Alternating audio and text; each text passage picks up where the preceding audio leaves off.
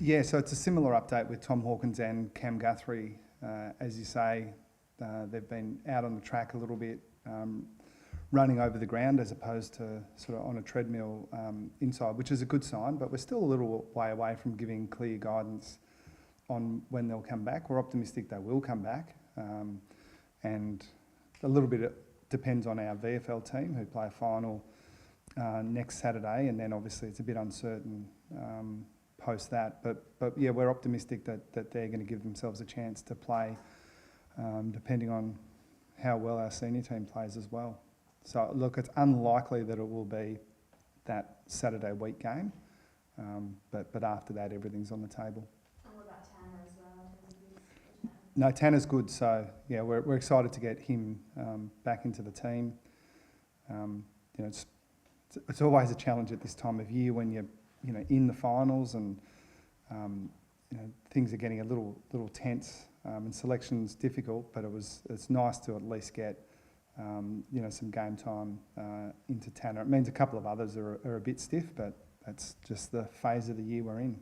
Reece Stanley's a milestone this weekend as well. Can you talk us through a bit about the importance of him as part of the fabric of the club? Yeah, 150 for the club, is it?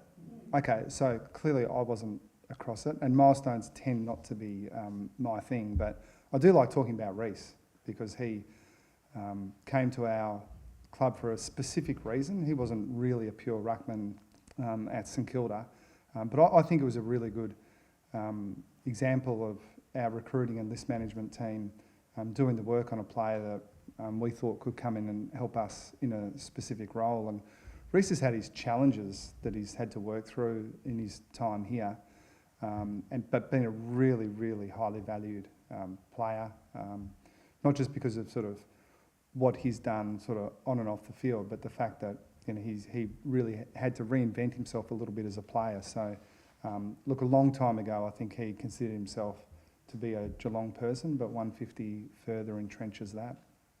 Obviously get Zach Tilley back in this week, and he announced his retirement earlier in the season. How are those kind of conversations around his retirement, and how excited you are to get him back into the team this week, playing in front of Geelong fans, and obviously you're potentially going to a finals, but to have him back on the ground this week in particular? Yeah, it's great and really good for our fans to see Zach at GMHBA one last time. As you say, we've got finals, so he'll be a part of that, but I think the AFL have confirmed that this is the last game at GMHBA for the year, so it should be a joyous occasion, but there's going to be a tinge of sadness as well. It's just these moments, although they do happen, every year. Players sort of finish and play the last game at the club, but it doesn't make it any less emotional, at least for me. And Zach really quickly has become a lot of people's favourite player, and I'm sure he was humbled by some of the outpouring of emotion this week. Like even I've had contact from young fans who are so disappointed to see him go, and I guess in a sense it's like Tom Hawkins and Joel Selwood. You just hope that they can play forever, and we know that's not true. So although this day is coming, it doesn't make it easier, but it's a bit like celebrating someone's life. You should celebrate their life rather than mourn the end. How's he been this week? Like, just normal or? No, well, he's been a little different to the norm. He spoke to the players, and as expected, he just handled himself so beautifully, and actually spoke at length about his appreciation for the club and for the people, especially the players. And yeah, if you didn't love him as much as possible, that helped. Like I think he's balancing the emotional sort of disappointment with the fact that he's coming to the end with the excitement of what we've got coming. It's much better to be sort of alive and have a chance to do something great and finish that way rather than be finishing knowing that the team's season is finishing at the same time. Does it add an extra element of pressure for you guys to perform this weekend, knowing that it is significant Possibly, but it's a pressure that we should embrace. So it's the carrot for us is obvious in terms of what the gain means, and yeah, I think it's a mistake to kind of shy away from the things that are at stake. So the little individual parts that go with it add to it.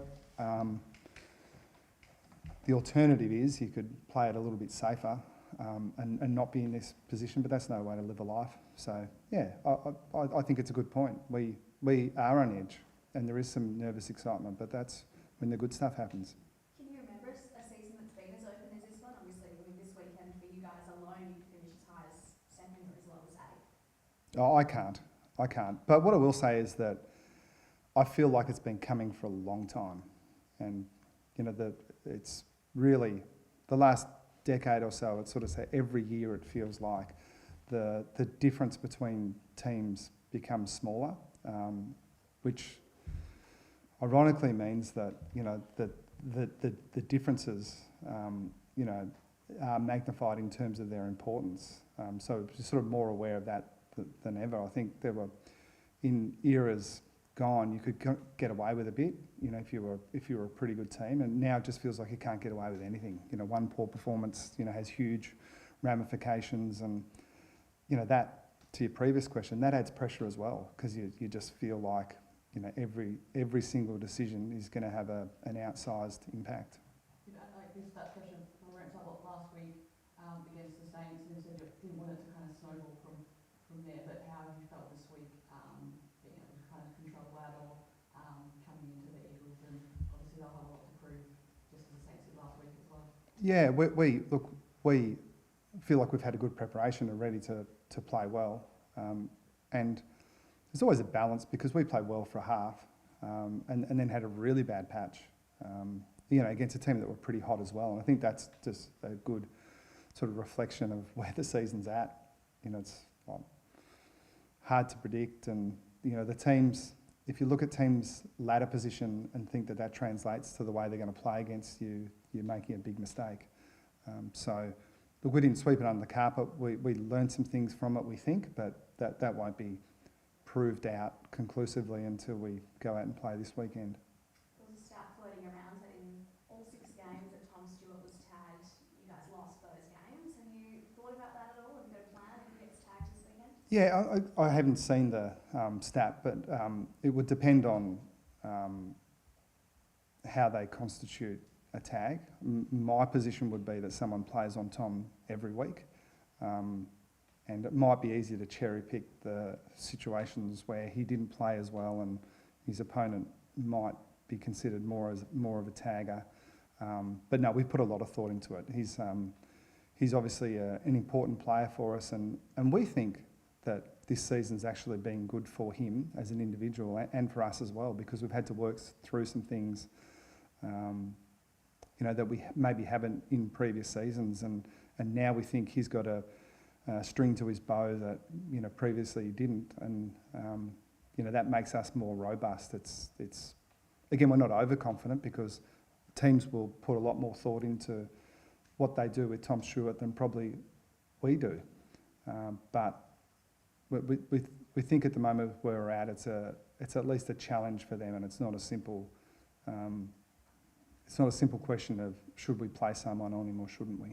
There's been a lot of talk this year about Harley Reid. I was looking at some of Ollie Dempsey's stats, and I think he compares pretty well. How do you see Ollie Dempsey as one of the season's rising stars? Yeah, different players, similar haircut, but quality young guys. Like I've got a bit of a bias towards the types of players like Harley. I can't wait to see what he does against other teams for the next few years, and we'll do our best to make sure that he's not as good as he has been this week, but no, he's going to be good fun to watch, that's for sure. Does that include a bit of time into him this week, or? Yeah, have to. Yeah, we've obviously got a healthy respect for their midfield. Harley's obvious. Yo, over the course of his career, is obvious. And Tim Kelly, we know better than most, and hold him in very high regard. And you shouldn't just stop at their midfield, you sort of work through it. And I think this is an example of what I was alluding to earlier with just the quality of the competition. I think there would be other years over the last decade or two where a team like West Coast would be a lot higher in the ladder than they are now. They're just in a phase where they can play pretty well and lose to teams that are just a little bit more advanced in their in the cycle. But you look through their players and you can't help but sort of respect what they can do. So that has us on edge a little bit more. Say 5 inclusions for them, and they're all pretty more on the younger side, emerging side. Does that still make, like, you don't want to kind of underestimate those guys coming in despite some of the outs being a bit more experienced as well? Yeah, I think that's a reasonable way to think about it. Like, it is true that when players come in that you don't know as well, it makes the preparation harder, which has you a little bit on edge around the sense of the unknown there. But I've thought for a long time that there are no bad AFL players. That there are just some guys that are more experienced and a bit better than others at that stage of their development. And if those guys are getting to that stage where they're playing AFL footy, they've obviously got some threats that we need to consider. A bit harder to scout than the guys like Yo and Tim Kelly, but no doubt they're of high quality. A couple of contracts up at the end of the year, Mitch Duncan and Gary Rowan. Have you had any early contract discussions with them at all? It's been ongoing with our list management team, and I'm only a part of that, and certainly not the lead on it.